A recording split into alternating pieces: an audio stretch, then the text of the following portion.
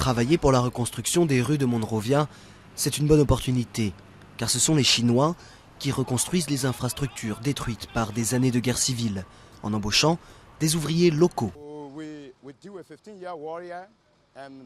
On a vécu 15 années de guerre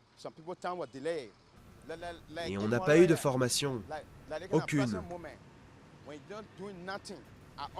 À Monrovia, en ce moment, si vous ne travaillez pas, c'est très dur pour payer le loyer ou nourrir sa famille.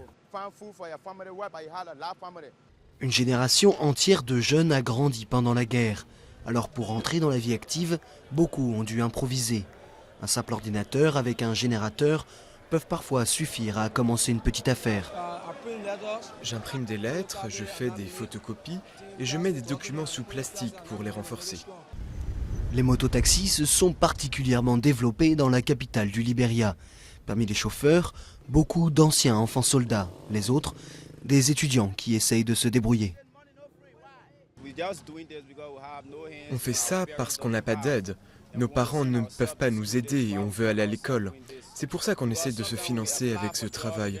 Quand on postule pour un boulot, ils nous demandent 5 ans d'expérience. Et il n'y a pas de travail ici. Selon le ministère du Travail, le taux de chômage est de 25% au Libéria. Mais avec de grandes richesses naturelles et l'arrivée d'investisseurs étrangers, ce chiffre devrait baisser.